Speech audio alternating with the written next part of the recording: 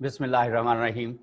नाज़रीन, आज से हम एक प्रोग्राम शुरू कर रहे हैं DTN से, डेली न्यूज़ शॉर्ट, जिसमें मेरे साथ हमारे सीनियर सहाफ़ी जो पाकिस्तान में भी एक नाम रखते हैं और अमेरिका में भी अपना एक नाम रखते हैं, और एक कुछ 30-35 से कुछ 40 साल का तजर्बा है दुनिया भर में मुख्तलिफ़ तरह की रिपोर्टिंग करने में। जनाब अनवर इकबाल साहब मेरे साथ हुआ करेंगे, और मेरा भी कोई थोड़ा बहुत इसी हवाले से जर्नलिज्म के जो तजर्बा है, और हम कोशिश करेंगे कि अमेरिका और पाकिस्तान के जो माहिरीन सोच रहे हैं, वहाँ की जो हुकूमतें सोच रही हैं, और वहाँ के जो रहने वाले लोग सोच रहे हैं, उनकी नुमाइंदगी करें, कुछ ऐसे मौज़ूआत को आप तक पहुँचाएँ और जिसका पस मंज़र वो हम आपको लेकर बताएं कि जो असल में है और जो हवा में बातें हैं वो ना हों। कोशिश करेंगे कि हकीकत पसंदाना और हकीकत पर मबनी बात हम करें, और बहुत इम्पार्शल बात करें, ताकि आप तक सही बात पहुंच सके। बहुत शुक्रिया अनवर इकबाल साहब, आप इस प्रोग्राम को हमारे साथ रोज़ 11 बजे हम लेके चलेंगे डेली न्यूज़ शॉर्ट को। और अनवर इकबाल साहब, आज जैसे कि हमने बात की थी कि आज हम 3 मौज़ूआत के ऊपर बात करेंगे। एक तो 6 सितंबर है, यौम दिफ़ा पाकिस्तान। इसके हवाले से हम बात करेंगे कि 1965 में जो जज्बा था, क्या वो आज वो जज्बा मौजूद है, और वो कितना बढ़ चुका है, और क्या जो इलाकाई सूरत हाल है उसके अंदर पाकिस्तान का दिफा की क्या नौयत है, और जो इस वक्त रीजनल सिक्योरिटी के जो इश्यूज बनते हुए नज़र आ रहे हैं, उसमें पाकिस्तान का दिफा जो है वो किस कदर बेहतर और मुस्तहकम हमें नज़र आता है। इसके ऊपर बात करेंगे। फिर हम बात करेंगे 3 नवंबर को अमेरिका के अंदर सदारती इंतखाबात होने वाले हैं, जिसमें डोनाल्ड ट्रंप और जो बाइडेन जो हैं वो रेस में शरीक हैं। उसके ऊपर हम बात करेंगे, देखेंगे कि मुख्तलिफ अवामिल जो हैं वो क्या नज़र आते हैं, और किसका पलड़ा अब तक भारी नज़र आता है। इसके ऊपर बात करेंगे। फिर एक जो आजकल बड़ा हॉट टॉपिक पाकिस्तान में जो है, वो वफाक और सिंध की कोट एंड कोट लड़ाई जो है वो चल रही है, एक कॉन्फ्लिक्ट चल रहा है। पहले कॉन्फ्लिक्ट ये चल रहा था कि वफाक जो पॉलिसी देता है उसके ऊपर सिंध अमल नहीं करता, और कल जब प्राइम मिनिस्टर इमरान खान ने 1100 अरब रुपए का पैकेज कराची के लिए अनाउंस किया, तो उसके बाद अब ये मुतज़ाद बातें चल रही हैं, और कॉन्फ्लिक्ट चल रहा है, और पॉइंट स्कोरिंग चल रही है कि किसका कितना हिस्सा होगा, कौन कितने फंड्स कंट्रीब्यूट करेगा। 1100 अरब में से सिंध हुकूमत कह रही है कि उसका इतना हिस्सा है, जबकि वफाक जो है वो उसको डिनाई कर रहा है। तो ये एक जो बात है, इसके ऊपर भी हम बात करेंगे। अनवर इकबाल साहब, 1965 जो है वो बहुत अहम था, जिसमें हमारी एक बहुत बड़ी लड़ाई जो है वो अपने पड़ोसी मुल्क भारत से हुई, जिसपे भारत ने हमारे ऊपर हमला किया, और फिर हमने जब उसको रिटेलिएट किया और उसको जब दिफा किया, तो वो बहुत सारे दुश्मन जो है अपने बहुत सारे टैंक और असला और दूसरी चीज़ें छोड़कर वो भाग निकला, और बड़ी सूरत हाल जो है वो उसके लिए।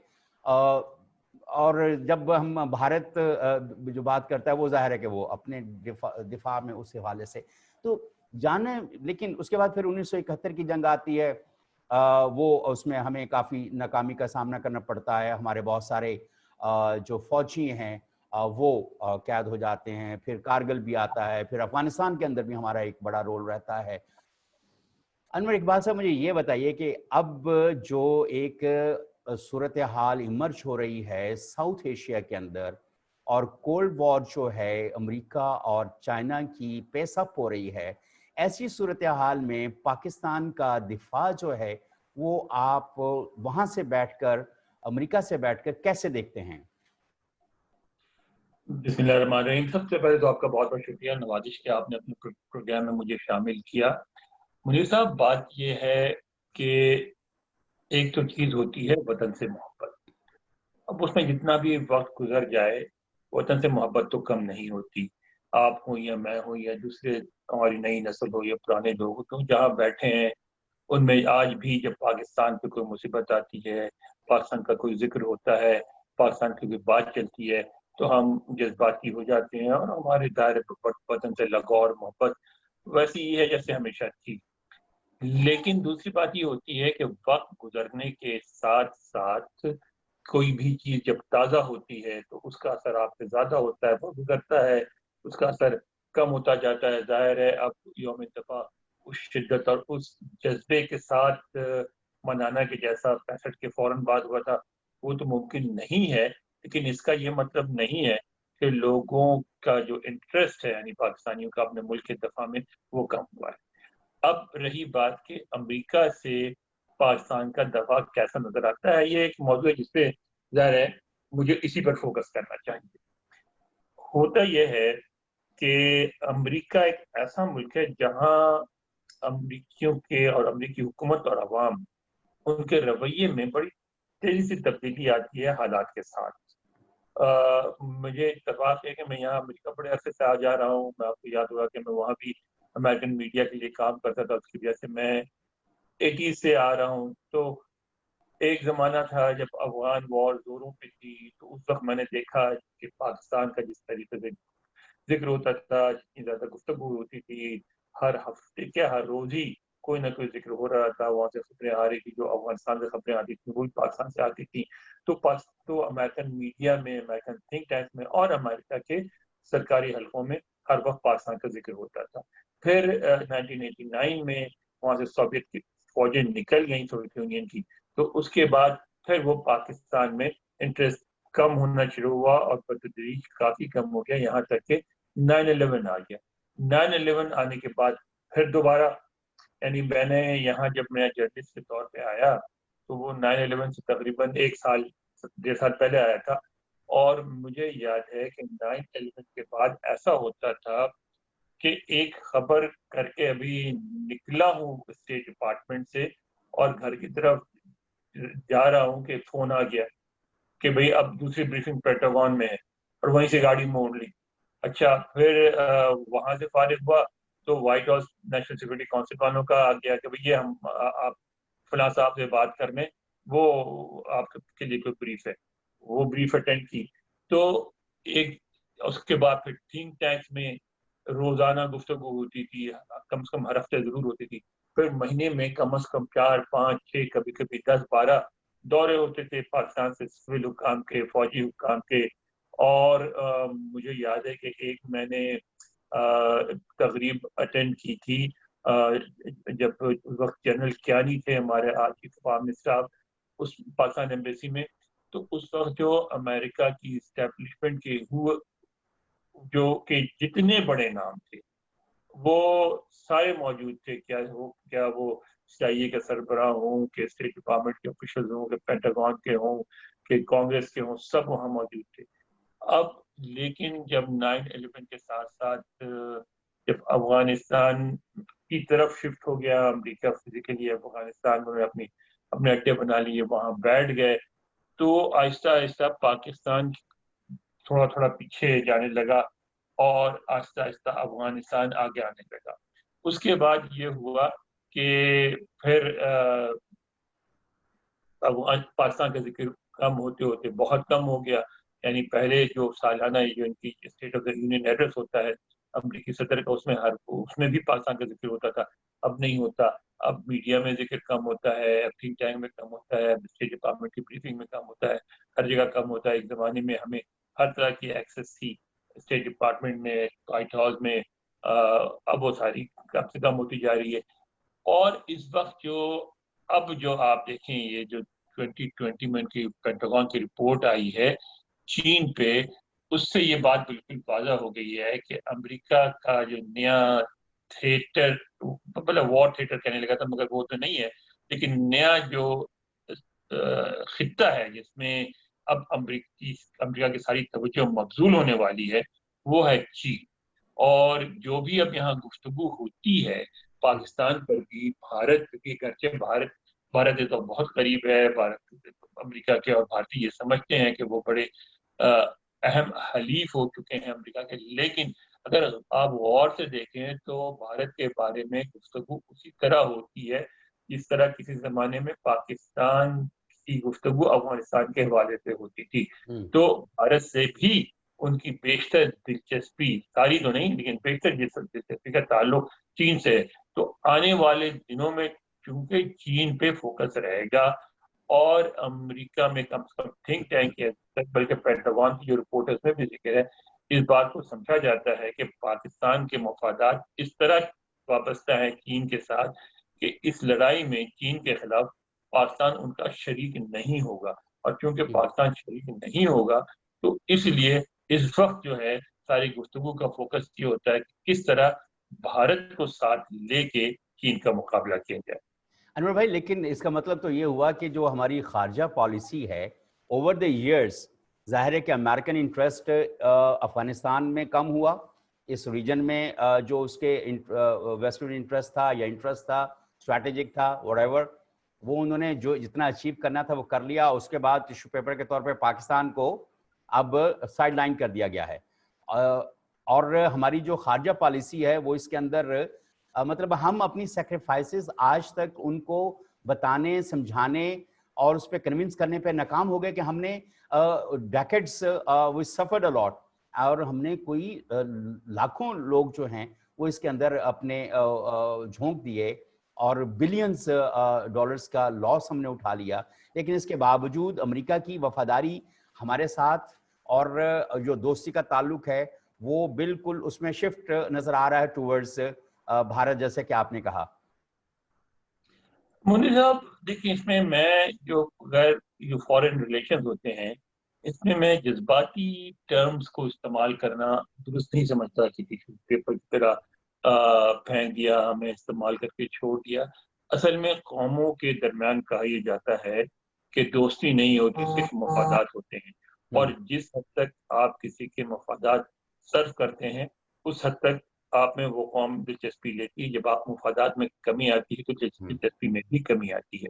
اچھا، پھر امریکہ اور جو ماضی کی کلونیل پاورز تھیں جیسے برطانیہ اور فرانس، اس میں ایک بڑا فرق ہے. جو کلونیل پاورز تھیں ان کے لانگ ٹرم انٹرسٹ ہوتے تھے کہ انہوں نے وہاں جا کے بیٹھنا ہوتا تھا، اپنی حکومت قائم کرنی ہوتی تھی، تو وہاں جا کے پوری اسٹڈی کرتے تھے، کتاب میں لکھتے تھے. آپ دیکھیں امریکہ جہاں بھی کیا ویتنام گیا ہے، اتنی بڑی جنگ وہاں لڑی ہے، افغانستان میں لڑا ہے، عراق میں گیا ہے، لیکن امریکہ میں آپ کو کہیں بھی اس طرح کی کتابیں نظر نہیں آئیں گی جو انگریزوں نے ہندوستان کے بارے میں، ایون برما کے بارے میں، سوڈان کے بارے میں، مصر کے بارے میں لکھی. کیونکہ اس وقت ان کا جو تھا ان کی پالیسی، ان کا ایٹیچیوڈ اور ان کے مفادات مختلف تھے. وہ تھا کہ فزیکل پریزنس اپنی رکھنے کی. اس لحاظ سے وہ اس علاقے کے عوام کو، وہاں کی زبانوں کو، وہاں کے لوگوں کو، وہاں کے کلچر کو سمجھنا چاہتے تھے، اور اس کے حوالے سے پھر انوالو ہوتے تھے، اور وہ لانگ ٹرم انوالومنٹ ہوتی تھی. امریکہ جو ہے وہ اس طرح امریکن، خاص طور پہ عام امریکی، وہ اس بات کے بہت علاقے ان کا ملک جا کے کہیں آکوپائی کرے اور کالونی بنائے. وہ اس بات پہ جیت کرتے ہیں اور اس کے آپ جائیں فوری طور پہ، اگر وہاں حالات ٹھیک ہو سکے، جمہوریت آ سکے، امریکی طرف کی جمہوریت لائی جا سکے تو ٹھیک ہے، نہیں آ سکے تو ٹھیک ہے، بس آپ چھوڑ دیں، وہ جانے، ان کا کام جانے، آپ نکل آئیں. تو کیونکہ امریکہ کا رویہ جو ہے وہ ایک ٹریڈنگ پاور کے طور پر ہے، ایک فزیکل یا کے قبضہ کر کے رہ جانے والی طاقت کے طور پر نہیں ہے. تو ان کے مفادات بھی اسی طرح کے، جس طرح کے ایک ٹریڈنگ پاور کے ہوتے ہیں کہ بھائی اب افغانستان کے بارے میں ہمارے یہاں کہا جاتا ہے کہ جی امریکی ہار گئے اس لیے بھاگ گئے. امریکی ہار نہیں گئے. امریکہ میں بہت کول کیلکولیشن ہوتی ہے، اور اس وقت افغان یہاں جو ہے اور سارے بہت پریشان ہیں. ان کو نظر آ رہا ہے کہ وہ افغانستان سے ہاتھ اٹھا رہے ہیں، کیونکہ یہاں کول کیلکولیشن ہوتی ہے کہ جی ہم نے اگر $100 بلین لگایا ہے تو ہمیں $150 بلین نہ صحیح $125 بلین بھی ملیں گے کہ نہیں ملیں گے. اگر نہیں ملیں گے، مسلسل لاس کا سودا ہے، تو ہمیں نکل جانا چاہیے. ایک تو بات. دوسری بات یہ ہے کہ ایک بڑی طاقت کے مقابلے میں آپ کی وزارت خارجہ یا آپ کے افواج یا آپ کے دوسرے لوگ کس حد تک پالیسی بنا سکتے ہیں؟ آپ سمجھا ہی سکتے ہیں، ان کو ریچ آؤٹ ہی کر سکتے ہیں، ان کو مجبور نہیں کر سکتے. میرا نہیں خیال کہ پاکستان کی قربانیوں، پاکستان کے مفادات کے بارے میں امریکہ میں کوئی समझ की कमी है, समझते सब कुछ है, लेकिन होता यह है कि क्योंकि इनके मफादात शिफ्ट हो जाते हैं तो इनका रवैया भी शिफ्ट हो जाता है। सही। ये जो अल्फाज मैंने इस्तेमाल किए थे ये बुनियादी तौर पर पूरी कौम के अल्फाज हैं और यही अल्फाज पाकिस्तानी मीडिया के अंदर इस्तेमाल किए जाते हैं और ये अल्फाज मैंने जानबूझकर इसलिए इस्तेमाल किए थे ताकि आप इसके ऊपर अपना रिएक्शन दें और हमें बताएं कि अक़वाम के दरमियान में जज्बातियत नहीं होती जिस तरीके से, और हमें फ्लक्चुएट करना पड़ता है अपने अपने मुफादात के लिए। लेकिन अभी पिछले दिनों मैं एक चीज के ऊपर आपका कमेंट लेना चाहूंगा अनवर भाई। पिछले दिनों चीफ ऑफ आर्मी स्टाफ और ISPR की तरफ से एक बयान आया था कि पाकिस्तान जो है वो किसी नए इमर्जिंग ब्लॉक के अंदर शामिल नहीं होगा और वो अपना जो भी जैसे पहले चल रहा था सिलसिला वो उसी तरह चलेगा। उसका मतलब ये था कि हम अमरीकी ब्लॉक के साथ हैं और अमरीकी ब्लॉक के साथ ही हम चल रहे हैं और जो इमर्जिंग ब्लॉक है जिसमें ईरान और दूसरे लोग आ रहे हैं तो हम किसी नए ब्लॉक को ज्वाइन नहीं करने वाले हैं। और नहीं, इस तरह की बात ही थी मुनीर साहब, मैं आपको इंटरप्ट कर रहा हूँ, आपने बहुत अच्छा चाहिए सवाल कर लिया। पाकिस्तान की वजाहत जो की गई वो बहुत अहम थी। उसका एक पहलू तो ये था कि अमेरिका को तसल्ली थी कि हम अमेरिका के खिलाफ किसी ब्लॉक में शामिल नहीं हो रहे हैं, लेकिन साथ अमेरिका को पैगाम भी था, आप ये देखें, क्योंकि हम भी अपने मफादात को हम भी जाहिर जैसा कि हमें रखना चाहिए, हम अपने मफादात को पहले रख रहे हैं।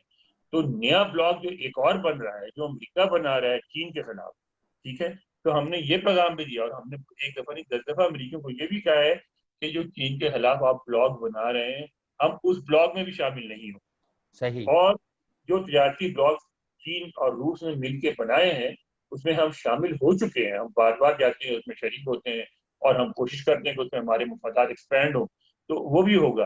तो यानी ऐसा नहीं हो रहा है कि क्योंकि अमेरिका से हमारे इतने बुराकाना ताल्लुकात हैं कि हम सब कुछ भूल भाल के और हम जो है सिर्फ चीन के खिलाफ जंग में भी अमेरिका के साथ शरीक हो जाए। नहीं, हमारे मफाद के खिलाफ है तो हम अमेरिका से सारे ताल्लुकात के बावजूद चीन के खिलाफ किसी जंग में या चीन के खिलाफ किसी ब्लॉक में शरीक नहीं हो, ये भी हमने पैगाम दिया। एक और बड़ी सूरत हाल पिछले दिनों जब चीन की हुकूमत के एक सरकारी तर्जुमान और बड़े सीनियर तर्जुमान ने यह कहा कि हम पाकिस्तान की और अमेरिका के दरमियान जो दोस्ती का ताल्लुक है और कॉर्डियल रिलेशनशिप के लिए ब्रिजिंग के लिए तैयार हैं और अमेरिका को भी कहा है कि जो है पाकिस्तान के साथ ताल्लुकात को मामूल के मुताबिक जो है वो चलाया जाए।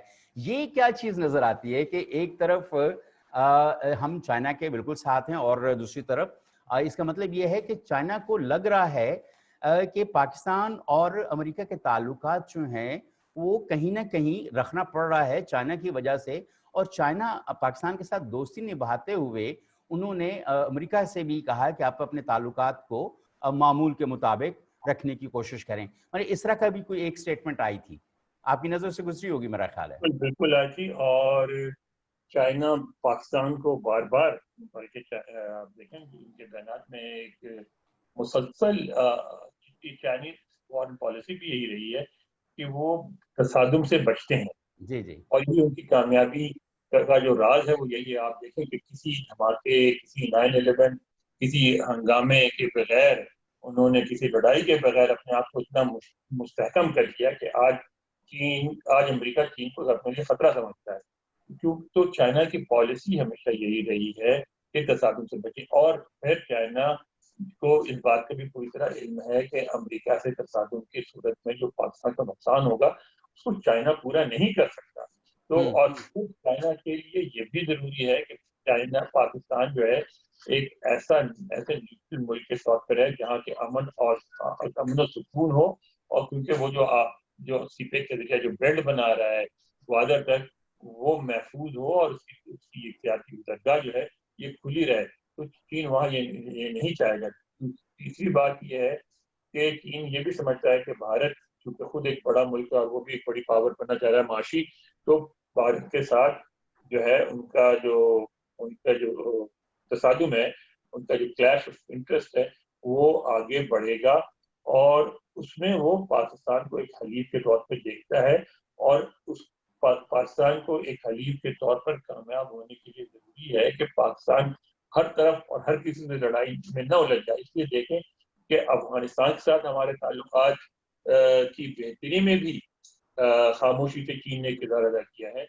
چین کے ساتھ ہمارے تعلقات کی بہتری میں بھی خاموشی سے چین نے ایک کردار ادا کیا. ایران کے ساتھ اس میں بھی چین نے کردار ادا کیا ہے. تو چین بالکل آپ کو ہمیشہ اس بات کی تلقین کرتا رہا ہے کہ آپ بچ بچا کے راستے سے نکلنے کی کوشش کریں. بہت شکریہ انور اقبال صاحب. اب ہم جائیں گے واپس امریکی سیاست کی طرف کو کہ یہ تو دفاعی اور اسٹریٹجک ایشوز تھے. 3 نومبر کو امریکہ میں انتخابات ہو رہے ہیں اور بڑی کہہ رہے ہیں کہ گھمسان کی انتخابی کیمپین جو ہے وہ چل رہی ہے ٹرمپ اور جو ہے بائیڈن, اور ایک دوسرے کے اوپر الزامات کی بچھاڑ بھی ہو رہی ہے اور ساری صورتحال ہو رہی ہے. سرویز بھی آ رہے ہیں, پچھلے دنوں سروے آیا تھا کہ جو ہے بائیڈن کی جو صورتحال ہے وہ ٹرمپ سے بہت بہتر ہے, اور اب جو صورتحال جو لیٹسٹ سروے ہے اس میں کوئی 44+ ٹرمپ کا ہے اور 46 کے قریب جو ہے وہ ایسے کچھ جو فگرز نظر آ رہے تھے. مطلب کہ بہت تھوڑا فرق رہ گیا ہے دونوں کی پاپولیرٹی میں, کچھ خاموش اکثریت بھی بیٹھی ہوئی ہے. تو آپ کیا سمجھتے ہیں کہ یہ جو پولز آتے ہیں یہ کس لیول پہ جج کرتے ہیں پولیٹیکل کیمپین کو؟ امریکہ میں ایک ذرا دوسرے ملکوں کے نسبت سسٹم مختلف ہے. اب پولز جو ہیں وہ ان کا زیادہ تر فوکس جو ہوتا ہے ساری دنیا میں وہ ہوتا ہے پاپولر سینٹیمنٹس کو سمجھنے میں, ٹھیک ہے نا. تو اگر آپ پاپولر سینٹیمنٹ دیکھیں تو اس کا مطلب ہے وہ پاپولر سینٹیمنٹس پاپولر ووٹس میں کس طرح ٹرانسلیٹ ہوں گے. تو آپ کو یہ بات ذہن میں رکھنی چاہیے کہ ہم بار بار پاکستان میں بھی اور یہاں بھی کہتے ہیں, یہاں تو اب نہیں کہتے لیکن پاکستان میں کہتے تھے کہ جو اوپینین پول تھی 2016 میں وہ ناکام ہوئی.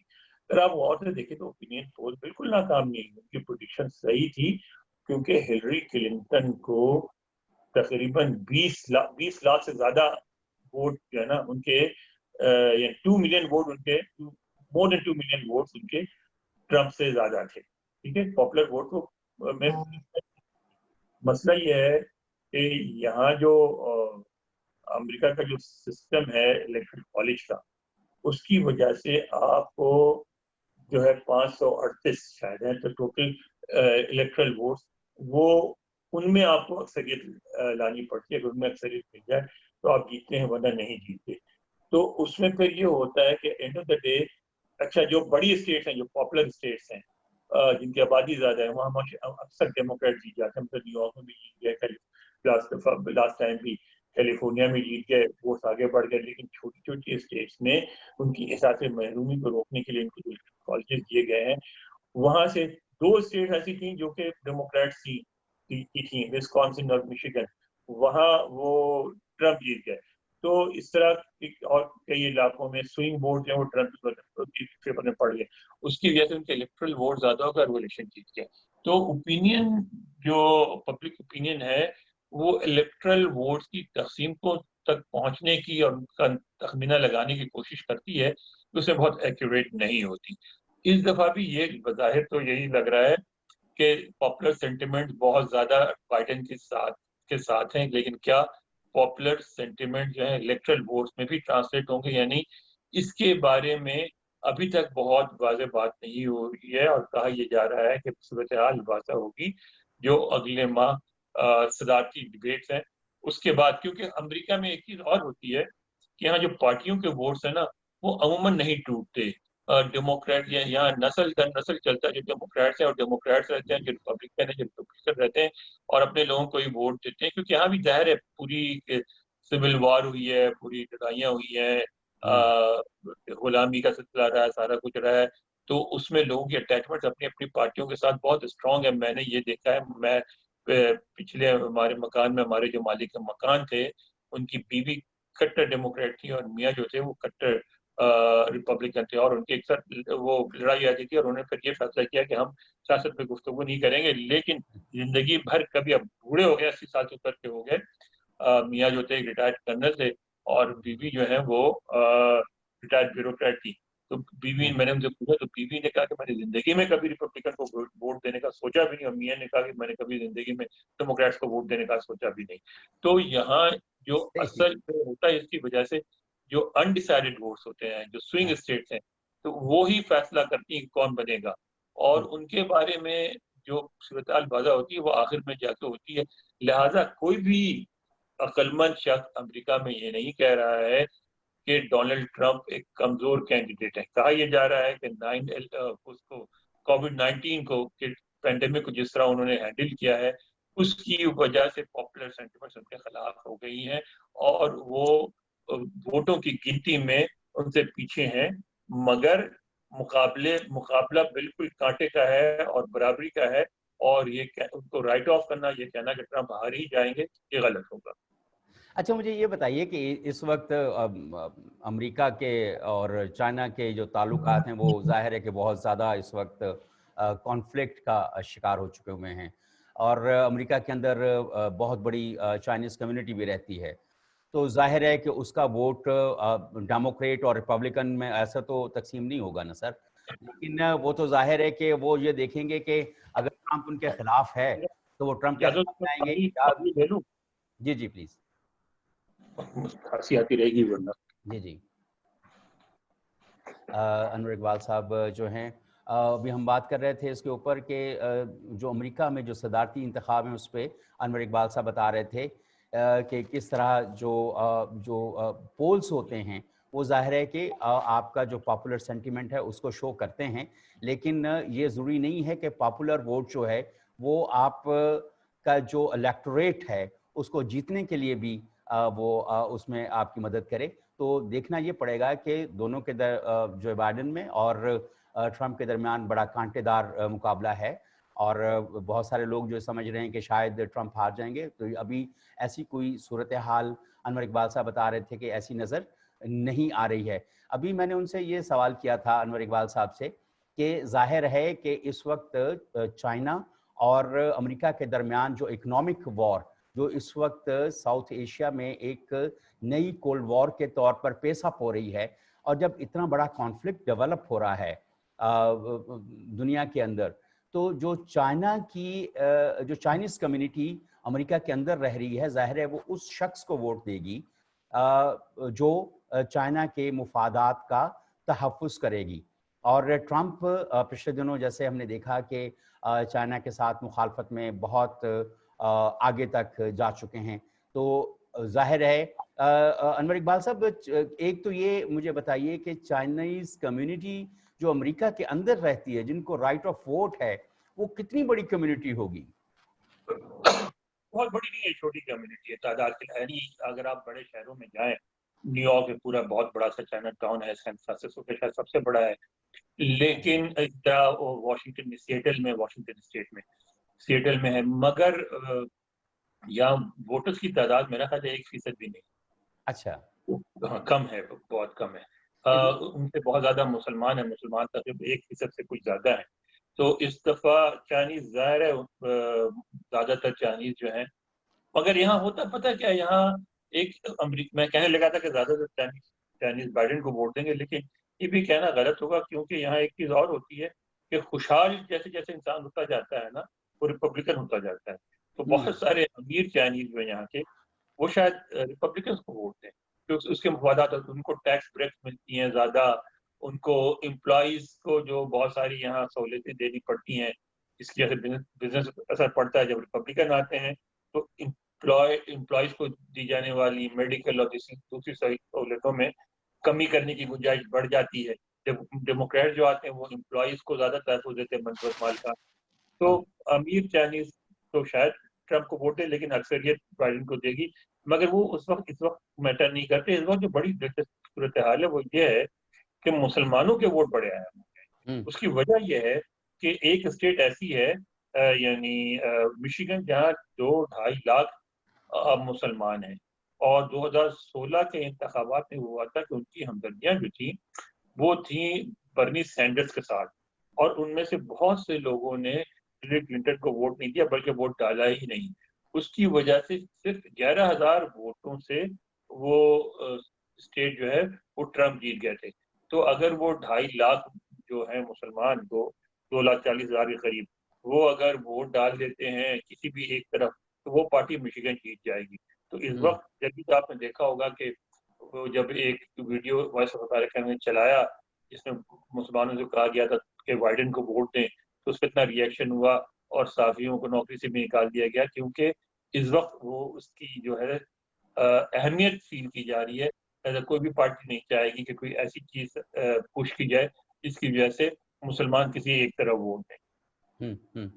اچھا، لیکن ایک اور جب ٹرمپ آیا تھا اس نے کہا امریکہ فرسٹ، اور امیگرینٹس کے خلاف اس نے پورا ایک جو ایجنڈا ہے وہ سیٹ کیا، اور ساری صورتحال اور اس پہ کافی باتیں بھی ہوئیں اور لوگوں نے اس کے اوپر رد عمل کا اظہار بھی کیا. تو ابھی جو امریکہ فرسٹ کا جو نعرہ ہے وہ کس حد تک ٹرمپ کے حق میں جائے گا یا ٹرمپ کے خلاف جائے گا؟ دیکھیں، بظاہر تو یہ لگ رہا ہے کہ ٹرمپ کوئی خاص کوشش نہیں کر رہے ہیں امیگرینٹ ووٹرز کو جیتنے، اور انہوں نے یہ کہا تھا 2016 میں امریکہ میں بہت سارے ایسے سفید فام لوگ ہیں جو دیہی علاقوں میں رہتے ہیں اور ان کے اندر یہ فیلنگ موجود ہے کہ یعنی جس طرح پاکستان میں بیوروکریسی سے چڑ ہے نا، امریکہ میں بھی اتنی چڑ ہے بیوروکریسی سے، اور بہت اسٹرانگ سینٹیمنٹس ہیں یہاں بڑے شہروں سے باہر.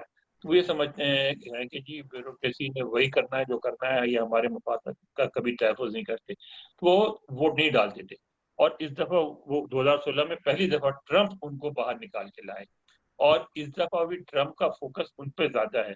اچھا، وہ کراؤڈ ہے جو امیگرینٹس کو بہت ٹوٹلی ناپسند کرتا ہے، وہ تو یہ بھی کہتے ہیں کہ جن کو شہریت دے دی بھی گئی ہے ان کو بھی کینسل کر کے کچھ پیسے دے دلا کے ان کو ان کے ملکوں میں واپس بھیج دیں. تو وہ جو ٹرمپ کے لیے بہت مشکل صورتحال ہو گئی کہ اگر وہ امیگرینٹس کو ون اوور کرنے کی کوشش کرتے تو وہ ووٹنگ بینک کے ہاتھ جاتا ہے. اگر نہیں کرتے ہیں تو امیگرینٹ اگر ان بلاک ووٹ ڈال دیں بائیڈن کے فیور میں تو پھر ادھر ٹلٹ ہو جائے گا ترازو جو ہے.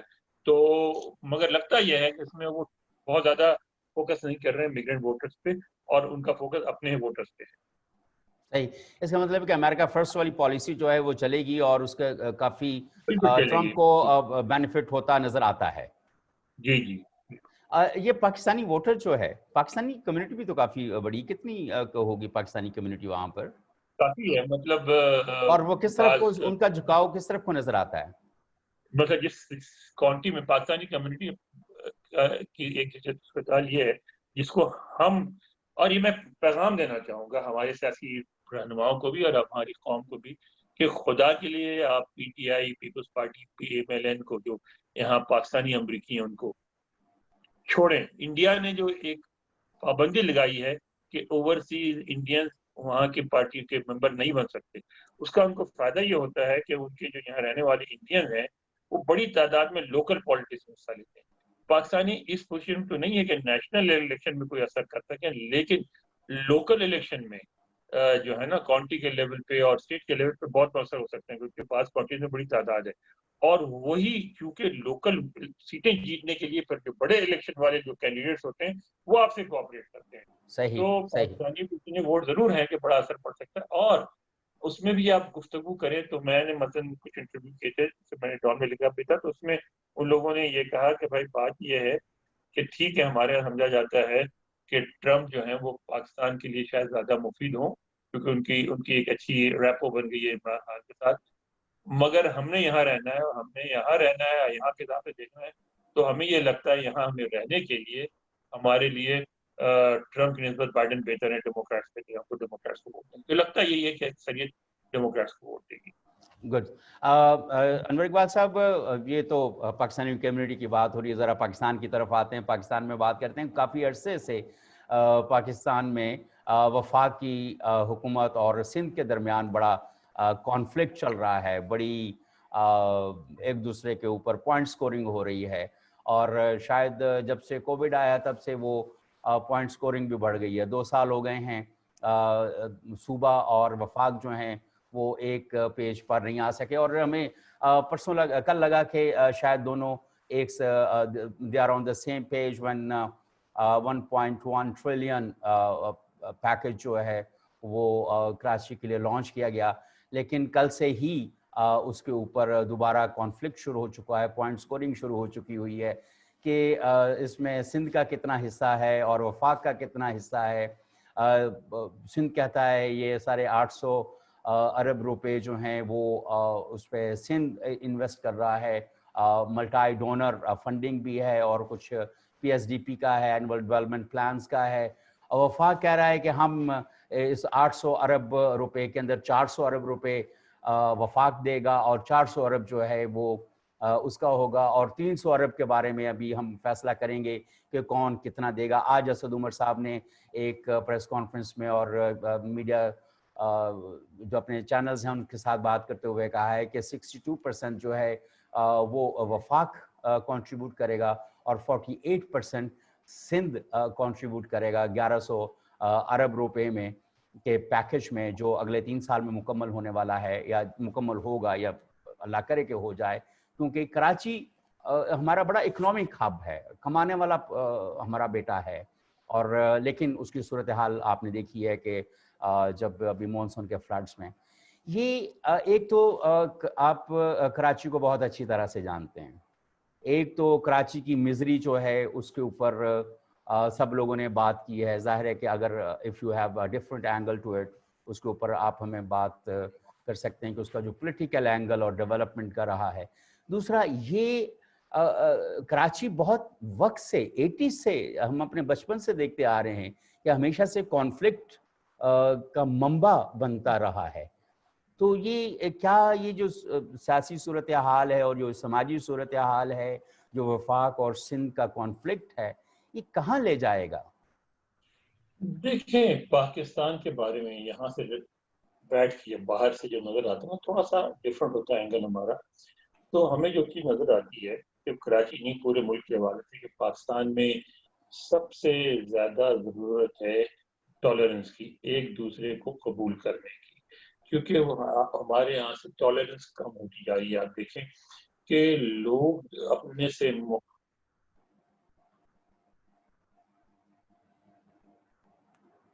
रंग, नस्ल और ज़ुबान वाले को, अपने से मुख्तलिफ मजहब वाले को, अपने से मुख्तलिफ नजरियात वाले को अब बिल्कुल बर्दाश्त करने को तैयार नहीं। तो हुकूमत को, मीडिया को, अपोजिशन पार्टीज को, सबको इस बात पे फोकस करना चाहिए कि अवाम को ये समझाएं कि हर मुल्क, हर शहर में मौजूदा जो जमाना है, इस जमाने में, पहले जमाने में मुमकिन था कि एक इलाके में एक ही रंग, नस्ल, मजहब के लोग रहते थे और सारी जिंदगी आप किसी और से मिले बगैर वहीं रह के चले जाते थे दुनिया से। अब ऐसा मुमकिन नहीं है। जदीद तहजीब पे कुछ फवायद हैं, उसमें नुकसान भी हैं। नुकसान ये है कि आपको मुख्तलिफुल ख्याल, मुख्तलिफुल रंग, मुख्तलिफुल जुबान लोगों के साथ रहना है, और इसलिए आपने कुव्वत बर्दाश्त पैदा करनी है, नंबर 1। नंबर 2, कराची जो है, कराची एक ऐसा शहर है जहां अब आप ये नहीं कह सकते कि कोई एक इतनी कम्युनिटी इतनी बड़ी तादाद में है कि उसका शहर।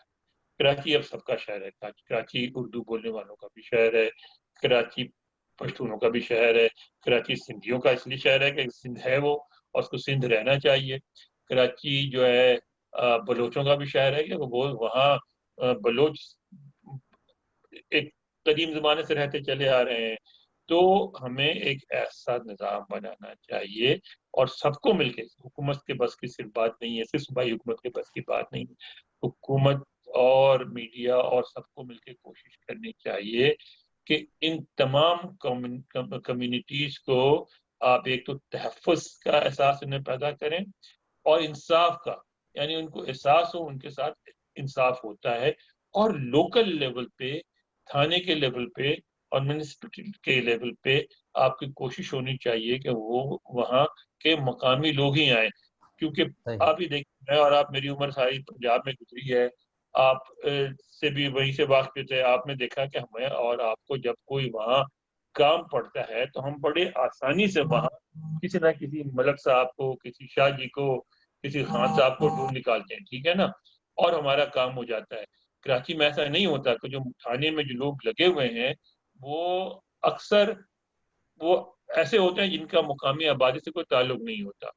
تو ہمیں ہر طرف کوشش کرنی چاہیے کہ پشتونوں کے علاقے میں پشتون، مہاجروں کے علاقے میں مہاجر، اور جس علاقے کے جو لوگ ہیں ان کو امپاور کریں تاکہ انہیں تحفظ کا اور اعتماد، ان کے اعتماد میں اضافہ ہو. اور سب سے پہلی بات ہے کہ 2-3 جو بڑے مسائل ہیں ان کو حل کریں. میں 2016 میں گیا تو میں نے یہ دیکھا کہ جو ملیر ندی ہے، جو صدیوں پرانی گزرگاہ ہے بارش کے پانی کی، ٹھیک ہے سندھ میں پانی بارش کم ہوتی ہے لیکن سال میں 3-4 دفعہ تو ہو ہی جاتی ہے، اور کبھی کبھی بہت ہوتی ہے. تو وہ سارا پانی، اور پھر جو اوپر سے پانی آ جاتا تھا پورے سندھ سے، بلوچستان سے، وہ وہاں سے ہوتے ہوئے سمندر میں جاتا تھا. اس کو بند کر کے پارٹ کے پلاٹنگ کر دی تھی، اور اب آپ ڈیفنس کے قریب، کیونکہ وہ زمین وہاں قیمتی تھی. آپ کسی نے نہیں سوچا کہ جب آپ ندی جو بظاہر خشک نظر آ رہی ہے اس کی آپ گزرگاہ بند کر دیں گے تو وہ تو جب بھی بارش ہوگی تو سارا پانی تو کھڑا ہو جائے گا. اور یہی ہوا. سب سے بڑی مصیبت جو آئی ہے وہ یہ آئی کہ ڈیفنس میں جو انہوں نے پارٹ کے ملیر ندی کے گزرگاہ کو بند کر کے جو زمین بنائی تھی اس نے سارا پانی روک دیا، اور وہ پورے ڈیفنس میں پھیل گیا، اور جس کی وجہ سے ہنگامہ ہو رہا ہے، اور وہ پورے شہر میں پھیل گیا. اس کے علاوہ گجر نالا ہے اور دوسرے کہتے ہیں کہ انگریز کے زمانے میں 280 گزرگاہیں بنائی گئی تھی، حالانکہ اس وقت آبادی کہتے ہیں شاید 1 لاکھ کے قریب تھی صرف. تو آپ کو تو 2080 ہونی چاہیے اس وقت گزرگاہیں پانی کو، تاکہ پانی کے نکاسی کے راستے ایسے ہوں کہ سارا پانی جب بھی بارش ہو کچھ بھی ہو کھینچ کے باہر پھینک دیں. آپ کو یہ مسئلہ حل کرنا پڑے گا. دوسرا، کراچی ایک عجیب و غریب شہر ہے اس لحاظ سے کہ آپ کو معلوم ہے کہ یہ تو سب کو پتا ہے کہ کراچی میں پانی جو ہے وہ صرف ٹینکر سے ملتا ہے، یعنی پورا ٹینکر مافیا ہے وہاں ان کے پاس پانی آتا ہے اور وہ بیچتے ہیں. گھروں میں پانی نہیں آتا، حالانکہ نل کے ہر گھر میں لگے. لیکن شاید آپ کو یہ پتا نہ ہو کہ ٹینکر مافیا کو جو پانی ملتا ہے وہ پانی کہاں سے آتا ہے. وہ وہی پانی ہے جو حکومت فراہم کرتی ہے. حکومت کہتی ہے کہ سسٹم پورا بنا ہوا ہے، وہ پانی عوام کے گھروں تک جانے کے بجائے وہ پانی جا کے ٹینکر مافیا کو دے دیا جاتا ہے، وہاں ڈال دیا جاتا ہے ان کے بڑے انڈر گراؤنڈ بڑے بڑے وہ بنے ہوئے ہیں ریزروائر، اور وہ وہاں سے ٹرکوں میں ڈال کے لوگوں کو سپلائی کرتے ہیں، اور وہ پانی عوام کو نہیں جاتا. تو یہ جو ایک عجیب و غریب، یہ اربوں روپے کا کاروبار ہے، روزانہ کروڑوں روپے کا پانی بکتا ہے، اور یہ سارا کا سارا مافیا کا قبضہ ہے. اور اس میں مہاجر شامل ہیں، اس میں پٹھان شامل ہیں، اس میں پنجابی شامل ہیں، اس میں سندھی شامل ہیں، اس میں بلوچ شامل ہیں. اس مافیے میں ہر قوم کے لوگ ہیں اور اپنی قومیت کے لوگوں کو لوٹ رہے ہیں. آپ اگر اس مافیے کو نہیں توڑیں گے، لوگوں کو پانی نہیں فراہم کر سکیں گے، تو پھر آپ کی حکومت کس کام کی. اسی طرح کوڑے کی صفائی ہے. آپ یہ دیکھیں کہ میں گلشن اقبال میں ایک جگہ تھی جہاں میں دیکھا کرتا تھا، وہاں 5 سال تک میں نے دیکھا کہ وہاں پڑے پڑے ایک پہاڑی بن گئی تھی گاربیج کی، اور اس میں پورا ایک سائیکل شروع ہو گیا تھا لائف کا، جس میں مختلف قسم کے جانور رہ رہے تھے، آ رہے تھے، جاتے. آپ سوچے اس سے کتنی بیماری پورے علاقے میں پھیل رہی ہوگی. تو وہاں یہ بھی طے کر لیا گیا تھا باضابطہ، یعنی یہ ڈیسائیڈ ہو گیا تھا کہ اب یہ حکومت کا کام نہیں ہے، کسی کا کام نہیں ہے گاربیج صاف نہیں ہوگا. یار خدا کا خوف کریں، یہ تو بیسک مسائل ہیں کہ آپ ان کو حل نہیں کر سکتے تو نہ باقی حکومت کو، نہ صوبائی حکومت کو، نہ لوکل حکومت کو، نہ ایم کیو ایم کو، نہ پی پی پی کو، نہ پی ٹی آئی کو، کسی کو بھی پھر کراچی پہ حکومت کرنے کا اختیار نہیں حاصل ہے. اور اس میں کسی پارٹی کو میں معاف کرنے کو تیار نہیں ہوں. کراچی کی تباہی کی ایم کیو ایم بھی اتنی ذمہ داری جتنی پی پی پی ہے، جتنے مسلم لیگ ہے، اتنے پی ٹی آئی ہے. کسی بھی سیاست جماعت، کسی بھی پارٹی نے کراچی کے لیے کچھ کرنے کی کوشش نہیں کی. یہ واقعی بات صحیح ہے کہ اوور دی ایئرس جو ہے یہ سارے مسائل بڑھے ہیں، اور اگر اسی وقت یہ سوک ایشوز جو ہیں اگر ہینڈل کر لیے جاتے اور انکروچمنٹس نہ ہونے دی جاتی، پانی کو تو ظاہر ہے کہ اپنا راستہ چاہیے، اور اگر اس کو راستہ نہیں ملے گا وہ تو تباہی پھیلائے گا.